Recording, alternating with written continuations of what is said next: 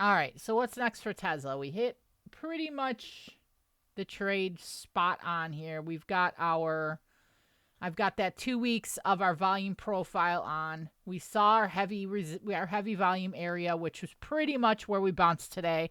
What we wanted to see, I talked about in the video yesterday, we wanted to see that pop or test of 350, the retest of 348 or so, and then the secondary pop. We're getting very close to our broadening wedge megaphone top here. So that's really kind of where I'm expecting a little bit of, didn't want to do that, a little bit of, where is that one? I forgot where that one is. There we go. So like this area here is really what we're looking at as our next target area / resistance level. Do I think we got close enough today? Sure, that could be close enough and we could get resistance. But what I want to see from here is the following.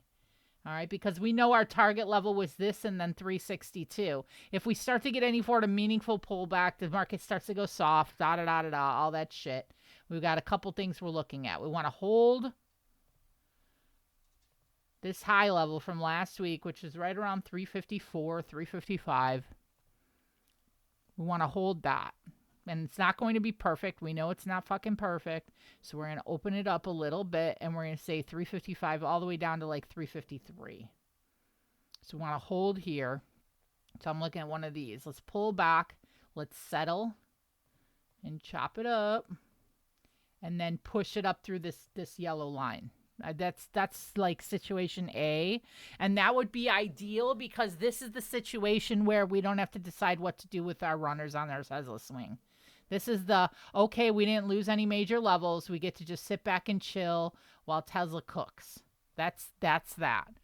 All right, so if we lose that level, then it's like, okay, you got to kind of, sell and come back to earth and then decide what to do again. So obviously section 2 is, are we going to come back all the way to 350, chop it up, and then do it all over again? That's theory 2. Those are really the two main ones that for pullback levels that I think keep the trend. Because if we lose 350, it's going to be pain. We don't want to lose 350. I believe if this was our impulsive 350 break and we lose it, I do believe we are down in this area before we come back up. So that's not what we want. We want to see that chop around 355 and the push back up, or the 350 chop and push back up. If we pull all the way back to 350, I'm jumping in again. I'm playing ball again at the break of 354. At the break of this wick high for the second time, I would do swings all over again at that level with a trim around 362, and then from there, longer term, we already know. I mean, pretty much. Oh, here's our. That's exactly it right there. Exactly everything I just said. So longer term, that 362 hold, we've got 377, coming up next. So those are the levels I'm really looking at. Loss of 340 is the first time I would actually take a short. And that'd be down through here. That's what I'm looking at next on Tesla. Thanks, guys.